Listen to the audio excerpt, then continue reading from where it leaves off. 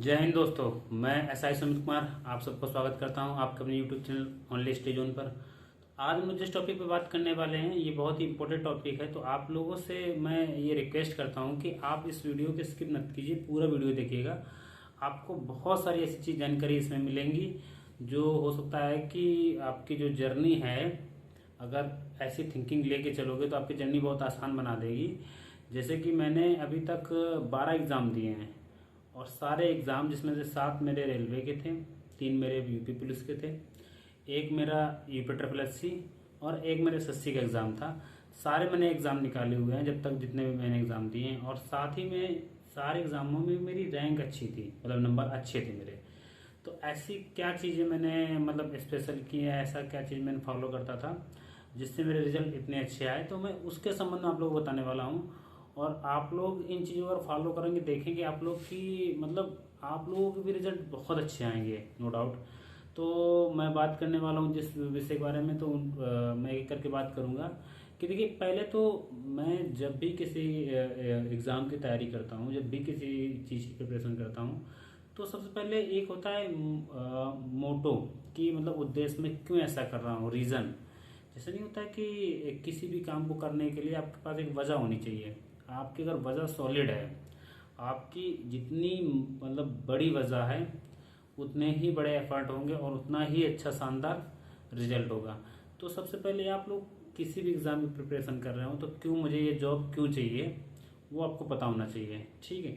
और आप जॉब की बात की लाइफ आपकी कैसी होगी, उसको लेकर जब भी आपको पढ़ने का मन ना करे, उसको लेकर माइंड में एक बार जो ख्याल लाइएगा कि मेरी जो है आज की मेहनत वो मेरा कल का सपना पूरा करेगी, ठीक है।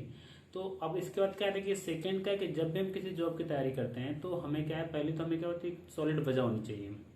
दूसरा क्या है कि हमें पूरा है एग्जाम का सिलेबस और पैटर्न मालूम होना चाहिए, और वो आपके डायरी में नोट डाउन होना चाहिए कि क्या क्या सिलेबस आता है और क्या क्या एग्जाम का पैटर्न है। तो वो आपके क्या है, डायरी में पूरा note down as it as होना चाहिए। थर्ड क्या है कि आप जैसे मान लो सपोज करो, क्या होता है कि हम लोग पिछले ईयर से जो वैकेंसी चली आ रही हैं या अन्य आधार पर हम लोग को ये पता होता है कि कट ऑफ कितनी जा सकती है। तो उस आधार पे हम लोग जो है, उस आधार पे हम लोग एक क्या है कि एक कट ऑफ एक प्लान करके चले कि इतने नंबर हमें लेके आने एग्जाम में, और उसकी डेली बेसिस में प्लानिंग करें कि मुझे इतना सिलेबस पढ़ना है, इतनी ये किताबें पढ़नी है और मेरा ये किताबें पढ़ के सिलेक्शन हो जाएगा। तो सोर्सेज क्या है, लिमिटेड रखो, बहुत ज़्यादा सोर्सेज मत फैलाओ, जो भी किताब पढ़ो अच्छे से पढ़ो। और अपनी प्लानिंग जो है डेली की कि आज मुझे इतनी ये चीज़ें पढ़नी है, वो प्लानिंग आपकी निरंतर होनी चाहिए एग्ज़ाम तक, ठीक है। आपको रिजल्ट बहुत बेटर मिलेंगे। इसके बाद फिर आगे हम लोग बात करते हैं कि और हम किन चीज़ें बिलीव करते हैं। देखिए, पहले तो आपने सिलेबस कंप्लीट कर लिया, देन उसके बाद क्या है कि आप प्रैक्टिस सेट लगाएंगे उससे संबंधित। प्रैक्टिस सेट जब लगाएंगे तो क्या है कि जो टॉपिक आपको दिक्कत कर रहे हैं, जब सिलेबस कंप्लीट करने के बाद प्रैक्टिस सेट लगाएंगे, जो टॉपिक आपको दिक्कत कर रहे हैं उन टॉपिकों को फिर से नोट डाउन करेंगे अपने डायरी में और उन पर फिर से काम करेंगे, ठीक है। और बहुत से लोग इस चीज़ को लेकर परेशानी कि सर नोटिफिकेशन कब आएगा, नोटिफिकेशन कब आएगा। तो मैं एक चीज़ बता दूं, देखो भाई, तैयारी जो होती है वो होती है शांत काल में किसी भी चीज़ की। युद्ध काल में तैयारी नहीं होती। युद्ध काल का मतलब जो होता है नोटिफिकेशन से आने के बाद से लेके एग्जाम के बीच का टाइम जो होता है उसे युद्ध काल कहते हैं।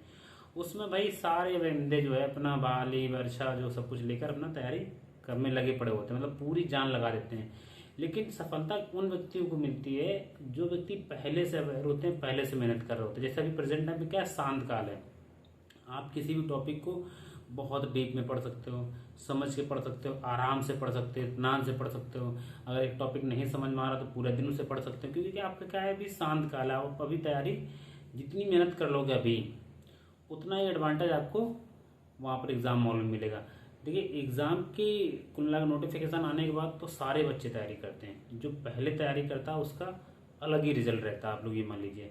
अब कुछ ऐसी बातें मैं आप लोगों को बताने वाला हूँ जो जो मैं जो है मैं स्ट्रांगली उन चीज़ों पर बिलीव करता हूँ, वो मैं बताने वाला हूँ। पहला क्या है कि एग्ज़ाम की डिमांड क्या है। देखिए, अगर मान लीजिए सपोज करो यूपीएसआई की हम लोग बात कर लें, अगर यूपीएसआई की डिमांड ये है कि मूल विधि तुम्हें इस किताब से पढ़नी है, पॉलिटी इस किताब से पढ़नी है, मैथ ये पढ़नी है, या मान लीजिए ये पढ़नी है, ठीक है। या यूपीएसआई की डिमांड ये कि आपको 12 घंटे पढ़ना ही पड़ेगा, या यूपीएसआई की डिमांड ये कि आपको 140 क्वेश्चन सही करने पड़ेंगे।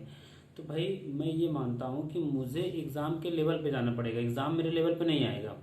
अगर किसी व्यक्ति के 120 आ रहे हैं और वो कहे कि साहब जो है 120 में सिलेक्शन हो जाए, ये हो जाए, वो हो जाए, मेरे टाइम काम चल जाए, तो मैं आपको पहले बता दूं, देखिए आपको एग्ज़ाम के लेवल पे जाना पड़ेगा, एग्ज़ाम आपके लेवल पे नहीं आएगा। अगर एग्ज़ाम 140 क्वेश्चन मांग रहा है तो आपको 140 क्वेश्चन लाने ही पड़ेंगे, तभी आपका सिलेक्शन होगा। इसमें कोई इफ बट नहीं, यानी कि क्या एग्ज़ाम की डिमांड है। जैसे मैं आपको एग्जांपल बताऊं, मान लो सपोज कीजिए कि आपको 50 किलो का कोई वजन उठाना है, तो आपको एफर्ट कितने लगाने पड़ेंगे, 50 किलो से ज़्यादा का फोर्स लगाना पड़ेगा, 50 किलो या उससे ज़्यादा का फोर्स लगाना पड़ेगा। यही सेम एग्ज़ाम है। अगर मान लीजिए एग्ज़ाम की नीड है कि आपको 12 घंटा पढ़ाई करना है, 10 घंटा पढ़ाई करना है, 14 घंटा पढ़ाई करना है, या ये इतनी किताबें पढ़नी है, ठीक है, तो भाई आपको फोर्स उसी के अकॉर्डिंग लगाना पड़ेगा। आप ये सोचे कि हम 4 घंटे पढ़ के एग्ज़ाम निकाल लें, तो नहीं। अगर एग्ज़ाम की रिक्वायरमेंट 10 घंटे है तो आपको 10 घंटे मेहनत करनी ही पड़ेगी। आप नहीं करोगे तो कोई दूसरा व्यक्ति करने को तैयार बैठा है, तो जौन व्यक्ति करेगा वो सिलेक्शन लेगा। तो ये भाई जितनी वो मेहनत मांग रहा है एग्ज़ाम, उतनी मेहनत आपको करनी ही पड़ेगी। आप नहीं करोगे, कोई और करेगा, वो सिलेक्शन ले जाएगा। तो यहाँ पर कोई एक्सक्यूज़ नहीं चलेगा कि सर मैं जो है यहाँ काम कर रहा था, वो कर रहा था, मैं ऐसा था, मैं वैसा था। कोई एक्सक्यूज़ नहीं काम आता वहाँ पे। आपको वहाँ पर मेहनत करनी ही पड़ेगी। ये एग्ज़ाम की डिमांड है। अगर एग्ज़ाम की डिमांड 140 क्वेश्चन है तो 140 क्वेश्चन 160 में सही करने ही पड़ेंगे, ठीक है। तो मतलब मैं एक चीज़ बता रहा हूँ इन जनरल, तो वो क्या है कि आपको करना ही पड़ेगा, कोई और नहीं करेगा, तुम्हें ही करना पड़ेगा। तो ये एग्ज़ाम की डिमांड होगी। आप लोग को एग्ज़ाम की डिमांड के अकॉर्डिंग अपने आप को डालना ही पड़ेगा, चाहे जो एग्ज़ाम हो। ओके, अब दूसरी हम लोग बात करते हैं कि जैसे एक क्या होता है एफर्ट। तो मैं हमेशा ये मानता हूँ कि एफर्ट जो है वो आपको रिजल्ट देता है। आपके जितने अच्छे एफर्ट होंगे, जितने अच्छे एफर्ट होंगे उतने अच्छे रिजल्ट होंगे। कभी भी एक्सक्यूज़ मत बनाओ कि मुझे ये दिक्कत थी। मतलब आपको क्या है, एफर्ट जो है रिजल्ट देगा, और एक्सक्यूज़ क्या है कि चीज़ें ना करने का बहाना देगा। तो मैं कभी भी चीज़ों को लेकर एक्सक्यूज़ नहीं बनाता। अगर मैं फेल हूँ तो मैं उसका क्रेडिट लेता हूँ कि हाँ मैंने तैयारी नहीं की इसलिए मैं फेल हूँ। या मान लीजिए कि अगर मान लीजिए किसी भी रीज़न से मैं फेल हूँ, ठीक है, मैं उसका क्या है कि एक्सक्यूज़ नहीं बनाता हूँ कि मैं अगर फेल हूँ तो फेल हूँ। तो आपको क्या है, अपने एफर्ट अच्छे करने पड़ेंगे, एक्सक्यूज़ नहीं बनाना है किसी भी चीज़ को लेकर। अगर सुबह नहीं 5 बजे उठ पा रहे हो, अगर 5 बजे नहीं उठ पा रहे हो, आप ये कह रहे हो इस वजह से नहीं उठ पाए, उस वजह से नहीं उठ पाए, ऐसा कुछ नहीं चलता भाई। देखो एक्सक्यूज़ काम नहीं आते एग्ज़ाम में आपके एफर्ट काम आते हैं। तो और जैसे बहुत से लोग कहते हैं कि मेरी स्थिति सही नहीं थी, ये था, वो था, तमाम दुनिया की बातें। तो मैं आपको एक बता दूं कि आपसे बहुत बुरी स्थिति में लोग आपसे बहुत अच्छे रिजल्ट दे रहे हैं, ठीक है। मतलब बहुत ही बुरी स्थिति में लोग आपसे बहुत अच्छे रिजल्ट दे रहे हैं। इवन जब मेरा फर्स्ट सिलेक्शन हुआ था उस समय मैं वॉचमैन ही करता था, ठीक। और वॉचमैन ही करके मैं 12 घंटा करने के बाद मैं पढ़ाई करता था। और उस साल मैंने 5 एग्ज़ाम निकाले थे, रेलवे के मतलब थे, और इसमें एसएससी का भी था एक एग्ज़ाम, और एक पुलिस का भी था, ठीक है। तो वही चीज़ है कि आप एक्सक्यूज़ नहीं बनाना है। अगर एक्सक्यूज़ बनाओगे तो आप रिजल्ट नहीं दे पाओगे। आपको एफर्ट चाहिए रिजल्ट के लिए। आपके एफर्ट जितने अच्छे होंगे उतने रिजल्ट बेहतर होंगे। तो आपको क्या करना, सिर्फ एफर्ट पे फोकस करना है, रिजल्ट। और सेकेंड चीज़ कि बहुत से लोग ये सोचते हैं कि सर ये होगा, वो होगा, धांधली होगी, ऐसा है, वैसा है, ठीक है। या मान लो बहुत सारे पॉइंट्स पे फोकस करते हैं। देखो भाई मैं ये कहता हूँ कि जो चीज़ें हमारे हाथ में नहीं है, हमारे हाथ में जो चीज़ें नहीं है, कि नोटिफिकेशन हमारे हाथ में नहीं है, एग्ज़ाम कब होगा हमारे हाथ में नहीं है, ठीक, कट ऑफ कितनी जाएगी हमारे हाथ में नहीं है, इसके बाद जो है धांधली होगी नहीं होगी, क्या होगी, वो हमारे हाथ में नहीं है। हमारे हाथ में सिर्फ एक चीज़ है, वो है मेहनत। वो हम पूरी ईमानदारी से करेंगे। वो अगर पूरी ईमानदारी से करोगे, मैं गारंटी ले रहा हूँ कि आपका सिलेक्शन श्योर होगा, बट पूरी ईमानदारी से होनी चाहिए, ठीक है। तो ये हो गया हमारा दूसरा पॉइंट कि एफर्ट आपके अच्छे होने चाहिए, एक्सक्यूज़ नहीं, बिल्कुल एक्सक्यूज़ बिल्कुल ही नहीं बनाना है, ठीक है। अब फिर हम लोग बात करते हैं तीसरे पॉइंट पे कि आप लोग विचार कीजिए। जैसे मैं क्या है कि अभी मैं सोचता हूँ, जब मैं उस समय काम करता था पार्ट टाइम, ठीक है, और उसके अंदर पढ़ाई करता था, तो मैं एक चीज़ सोचता था कि मेरी अकेले की 1 साल की मेहनत, आप में से जितने भी व्यक्ति हैं, तुम्हारे अकेले की 1 साल की मेहनत, ईमानदारी से की हुई मेहनत मेहनत कितने लोगों की लाइफ चेंज कर सकती है। तुम्हारी लाइफ चेंज कर देगी, तुम्हारे मम्मी की लाइफ चेंज कर देगी, तुम्हारे पापा की लाइफ चेंज कर देगी, तुम्हारे भाई बहन की लाइफ चेंज कर देगी, तुम्हारी आगे आने वाले जनरेशन की लाइफ चेंज कर देगी।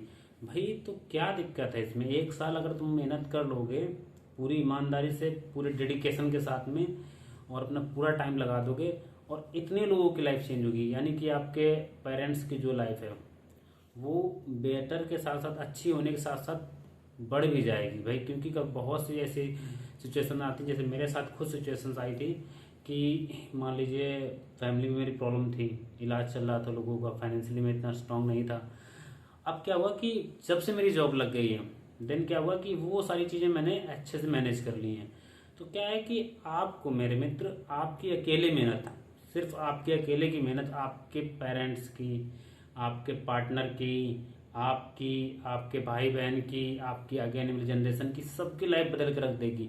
घर की शक्ल बदल देगी, ठीक है, पहनने ओढ़ने सबका सलीका बदल देगी, गाड़ी का आपका गाड़ी तक बदल देगी, सब चीज़ बदल देगी। तो भाई क्या बुराई यार एक साल मेहनत करने में। तो ये चीज़ आप लोगों से मैं उम्मीद करूंगा कि आप लोग एक साल जी तोड़ एकदम बिल्कुल जम के मेहनत करो, ठीक है। फिर आगे हम लोग बात करते हैं एक और चीज़ पे कि मेरा ये सब्जेक्ट कमज़ोर है, मेरा वो सब्जेक्ट कमज़ोर है। तो देखो मैं पहले बता दूं, किसी का कोई भी सब्जेक्ट कमज़ोर नहीं होता है, सब मैटर होता है टाइम का। आपने जिस सब्जेक्ट पर टाइम दिया, सही समय पर टाइम दिया, वो सब्जेक्ट आपका मजबूत हो गया। आपने टाइम नहीं दिया, आपका सब्जेक्ट कमज़ोर हो गया। तो आपको ये मान के चलना ही नहीं है कि मेरा कोई सब्जेक्ट कमज़ोर है। आपको ये मानना है कि मैंने उसे टाइम कम दिया, अगर मैं उसे टाइम दूंगा भी तो सब्जेक्ट मेरा अच्छा हो जाएगा। जैसे सपोज करो किसी की मैथ अच्छी है, जैसे मेरी मैथ अच्छी है मान लीजिए, ठीक है। तो मैंने, हो सकता है कि आज ना हो, शायद मैंने, हो सकता है 6, 7, 8, 9, 10, 11 में पढ़ रहा हूँ, तब मैंने मैथ पे अच्छी मेहनत की हो, तो हो सकता है उसका फल मुझे आज मिल रहा हो, ठीक है। तो कभी ना कभी मैंने मेहनत की है कि नहीं की है, तो भाई वो मेहनत आपको भी करनी पड़ेगी, ठीक है। कोई ऊपर से चीज़ें लेके नहीं आता है। अगर आपका कोई सब्जेक्ट कमज़ोर है तो ये एक्सक्यूज़ देकर आप एग्ज़ाम से बच नहीं सकते हैं, ये मेरा सब्जेक्ट कमज़ोर है इसलिए मैं फेल हो जाता हूँ। भाई उसको मजबूत करना ही पड़ेगा। अगर तुम्हें जॉब चाहिए तो जो पैरामीटर हैं, मतलब अगर पैरामीटर जो हैं वैकेंसीज के, जो वो उसकी रिक्वायरमेंट है, जो उसकी नीड है एग्ज़ाम की, वो उसको आपको पे करना ही पड़ेगा। उसकी जो, मतलब एक प्रकार से हर एक चीज़ की कीमत होती है, जो उसकी कीमत है वो देनी ही पड़ेगी। अगर मैथ नहीं अच्छी तो मैथ अच्छी करनी पड़ेगी, जीएस नहीं अच्छी तो जीएस अच्छी करनी पड़ेगी। अच्छी कैसे होगी, उसे टाइम देना पड़ेगा, उसे पढ़ना पड़ेगा, उसे समझना पड़ेगा, ऐसे अच्छी होगी। समझ में आया। तो अब से ये मत कहना कि ये मेरा सब्जेक्ट कमज़ोर है, बल्कि ये कहो कि मैंने इसे टाइम कम दिया है। आप अगर टाइम दोगे आपको वो चीज़ अच्छी हो जाएगी अपने आप। देखना, कोई भी सब्जेक्ट आपको ना आता हो, आप 3 घंटे डेली रेगुलर 6 महीने पढ़िए और उसके 6 महीने बाद कहिए कि ये मेरा सब्जेक्ट कमज़ोर है।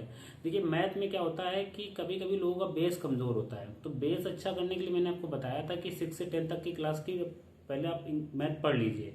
जब तक मैथ में आपका बेस अच्छा नहीं होगा, आप ऊपर से स्टार्ट करेंगे आपको चीज़ें नहीं समझ में आएंगी। तो आप बेस अच्छा कर लीजिए, 6 महीने के अंदर मैथ कंप्लीट हो जाएगी, मैं बता रहा हूँ, और अच्छी भी हो जाएगी कंप्लीट होने के साथ साथ। तो किसी भी सब्जेक्ट को कमज़ोर नहीं मानना है, बस ये मानना है कि मैंने टाइम कम दिया है और मुझे क्या टाइम ज़्यादा देने की ज़रूरत है, मैं टाइम ज़्यादा दूंगा और ये मेरा अच्छा हो जाएगा और मुझे ये अच्छा करना ही है अगर मुझे जॉब चाहिए तो। आगे बात समझ में। अगला हम लोग बात करते हैं, अगला हम लोग बात करते हैं कि आपको देखिए ईमानदार रहना पड़ेगा। मैं बता दूं, आपको अपनी जिम्मेदारियों के प्रति ईमानदार रहना पड़ेगा, अपने पेरेंट्स के प्रति ईमानदार रहना पड़ेगा, अपने सपनों के प्रति ईमानदार रहना पड़ेगा, अपनी पढ़ाई को लेकर ईमानदार रहना पड़ेगा। कोई देखे ना देखे, बट क्या है कि आपको ईमानदार रहना ही पड़ेगा अगर आपको चाहिए। मैं इस चीज़ पे बिलीव करता हूँ कि अगर आप फैमिली में रह रहे हैं तो फैमिली में हर किसी की एक जिम्मेदारी होती है। आपकी जो जिम्मेदारी है, आपके पेरेंट्स को जो जिम्मेदारी है वो निभा रहे हैं, वो ईमानदारी से आपको फाइनेंशियली चीज़ें प्रोवाइड करा रहे हैं, आपको टाइम दे रहे हैं, सब चीज़ें दे रहे हैं। अब आपको भी ये देखना है कि मैं पूरी ईमानदारी से मेहनत करूँ और पूरी ईमानदारी से मैं जॉब लूँ। मैं जब कभी एग्ज़ाम देने जाता हूँ, मैं छोटा सा बात कहता हूँ, जब कभी मैं एग्ज़ाम देने जाता हूँ तो क्या होता है कि मेरी मम्मी जो है माथे पे मेरे टीका लगाती हैं, ठीक है। और पापा मेरे यहाँ मान लीजिए घर के गांव के बाहर छोड़ने जाते हैं, स्टेशन में मान लो छोड़ने जाते हैं, एग्ज़ाम देने मान लो मेरे साथ, फिलहाल तो नहीं, कई लोग मम्मी पापा जाते हैं साथ में, ठीक है, बट मेरे नहीं गए हैं। लेकिन मैं बता रहा हूँ कि जैसे मम्मी मेरे माथे पे टीका लगाती हैं, मान लो पापा जो है मुझे छोड़ने जाते हैं गांव के बाहर तक, तो मुझे ये लगता है कि यार अगर ये व्यक्ति मेरे ऊपर इतना ट्रस्ट करके मुझे भेज रहे हैं तो मैं ये करूं कि इनका ट्रस्ट ब्रेक ना हो कैसे करके। अगर ये रिजल्ट मुझसे पूछें कि क्या हुआ, कैसा रहा है एग्ज़ाम, तो मैं हमेशा ये चाहता हूँ कि मैं ये जवाब दूँ कि मेरा पेपर अच्छा गया है, मैं सिलेक्टेड हो गया हूँ इसमें, ठीक है। क्योंकि मुझे बिल्कुल किसी ने भी हक नहीं दिया कि मैं उनका दिल दुखाऊं। मैं इसी पे स्ट्रांगली बिलीव करता हूँ कि भाई वो आपसे बहुत सारी उम्मीदें रखे होते हैं। तो अगर वो आपकी सारी ज़रूरतें पूरी कर रहे हैं, सब चीज़ नीड कर पूरी कर रहे हैं, तो आपको भी पूरी ईमानदारी से उनकी जो है, उनका जो ट्रस्ट है उसकी उसकी उसकी मतलब कुल मिला के एक प्रकार से उसको बना के रखना है आपको। यानी कि आपको ईमानदार रहना, अपनी जिम्मेदारियों के प्रति, अपने पेरेंट्स के प्रति ईमानदार रहना, आपके जो कर्तव्य हैं, जो आपको जो पढ़ाई है उसके प्रति आपको ईमानदार रहना पड़ेगा। अगर आप ईमानदार रहेंगे, 1 साल के अंदर, मैं बता रहा हूँ गारंटी, 1 साल के अंदर ऐसा आएगा कि आपका सिलेक्शन कहीं ना कहीं हो जाएगा। अगर नहीं भी होगा तो मैं गारंटी बता रहा हूँ कि एक एग्ज़ाम से दूसरा एग्ज़ाम नहीं जाएगा कि आप पास ना हो। ठीक है, जिस दिन आप ये चीज़ सोच लेंगे कि मेरे माँ या मेरे बाप जो है मुझसे कितनी उम्मीदें रख रहे हैं, और उन्हें कितना दुख होता है जब मान लीजिए मेरा सुनते हैं कि वो फलाने का लड़का पास हो गया और मैं फेल हो गया, तो कितना दुख होता होगा उनको। तो ये चीज़ सोचिएगा थोड़ा। और मैं एक चीज़ और मैं देखता हूँ, नोटिस करता हूँ, जब मैं गांव में कभी जाता हूँ तो लोग कहते हैं, देखो जैसे मेरे पेरेंट्स जा रहे हैं तो भाई ये बहुत ही एक गर्व के पल होते हैं। जब मेरे पिताजी गुजरते हैं तो लोग कहते हैं देखो फलाना ही लड़का दरोगा है। ठीक है, तो भाई ये बहुत ही गर्व के पल होते हैं। आप जो लोग हमारे गांव में पहले रिस्पेक्ट नहीं देते हैं वो लोग भी आपको रिस्पेक्ट देंगे। रिलेटिव्स में भी जाएंगे तो एक अलग इमेज रहेगी आपके पेरेंट्स की, आपकी। तो ये सारी चीज़ें आपको मोटिवेटेड करती हैं कि यार हाँ मुझे करना है, मुझे पढ़ना है। इसके बाद एक और मेरा जो लास्ट पॉइंट है उसको लेकर उसके बाद मैं जो है अपनी ये वीडियो ख़त्म करूँगा। मेरा लास्ट पॉइंट ये है कि बहुत से लोग कहते हैं कि मेरी कैपेसिटी नहीं है, मैं 12 घंटे मेरा 12 घंटे नहीं पढ़ पाता हूँ, 8 घंटे नहीं पढ़ पाता हूँ, 10 घंटे नहीं पढ़ पाता हूँ। तो भाई देखो, कैपेसिटी का सिस्टम क्या होता है, कोई कैपेसिटी किसी के अंदर होती नहीं है, बढ़ानी पड़ती है आपको। कैपेसिटी धीरे धीरे डेवलप होती है। कैपेसिटी दो चीज़ों से बनती है, एक तो डेडिकेशन से और दूसरा मजबूरी से। आप अगर डेडिकेशन है, डिसिप्लिन में आप काम कर रहे हैं, भाई आपकी कैपेसिटी 1 महीने 2 महीने बाद अपने आप बन जाएगी। शुरू में 6 घंटे पढ़ेंगे, उसके बाद धीरे 8 घंटे और 10 घंटे और 12 घंटे और 15 घंटे भी हो जाती है। इवन मैंने की है पढ़ाई। ठीक है, तो धीरे धीरे आपकी कैपेसिटी अपने आप बन जाती है। आपको क्या है कि लेकिन वो धीरे धीरे आपकी बनेगी। सेकंड क्या है, देखो मैं बताता हूँ कि अगर आपकी कैपेसिटी डेडिकेशन से बनती है, तो ये मान लीजिए अगर आपकी कैपेसिटी डेडिकेशन से बनती है तो आपका पढ़ाई में मन लगेगा, आप जॉब करेंगे। और अगर डेडिकेशन से नहीं बनती है, ठीक है, और आप मेहनत नहीं करते हो, तो भाई मजबूरी में आपकी कैपेसिटी बन जाएगी कि 12 घंटा मजदूरी करने के लिए तैयार रहना। लड़कियों को तो हो सकता है मे भी ना करना पड़े, बट जो मेरे भाई हैं लड़के, तो अगर आपका 12 घंटे पढ़ने में नहीं मन लग रहा है, ठीक है, आपके अंदर 12 घंटा पढ़ने की डेडिकेशन नहीं आ रहा है, तो ये मान लीजिए आप 12 घंटे मजदूरी करने के लिए, मजबूरी बस आपके अंदर डेडिकेशन आ जाएगा, आपको करना ही पड़ेगा। 12 घंटे की नौकरी जो है एक प्रकार से जो है मजदूरी जो है करनी ही पड़ेगी, कोई दूसरा ऑप्शन है नहीं। रिस्पॉन्सिबिलिटीज़ आपके ऊपर जो हैं, लड़कों के ऊपर अपने आप आ जाती हैं। ठीक है, माँ बाप एक एज के बाद जो है वो धीरे धीरे आपके ऊपर आनी स्टार्ट हो जाती है। यानी कि आपको ये मान लीजिए कुछ ना कुछ तो करना ही पड़ेगा। जब आपको पता है कुछ ना कुछ हमें करना ही है और एक समय बाद ही करना है, तो क्यों ना हम अभी 1 साल अच्छे से मेहनत कर लें और जॉब ले लें, अपनी लाइफ अच्छे से एंजॉय करें। तो आप लोगों को मेरी बातें जो मैंने बताई हैं, आप लोग नोटिस कीजिए इनको, ठीक है, और इनको फॉलो करिए। मैं गारंटी लेके कहता हूँ कि आप ये देखेंगे 6 महीने के अंदर आपके अंदर जो चेंजमेंट आएंगे, जो बदलाव आएंगे, इतने पॉजिटिव बदलाव आएंगे, आपकी थिंकिंग बिल्कुल बदल जाएगी एग्जामों को लेकर, सब चीज़ों को लेकर। मैं इन चीज़ों को फॉलो करता हूँ स्पेशली। मैं आज भी जॉब करने के बावजूद भी मैं पढ़ाई करता हूँ, तो मैं आज भी इन चीज़ों को फॉलो करता हूँ कि हाँ मुझे जो फिलहाल तो उतना टाइम नहीं मिलता है, आप लोगों की तरह मैं फ्री नहीं हूँ। मैं तो चाहता हूँ कि आप लोगों की तरह मुझे टाइम मिले, बहुत सारी मेहनत करूँ, बट मेरे पास उतना टाइम नहीं होता है। तो आप लोगों के पास टाइम है।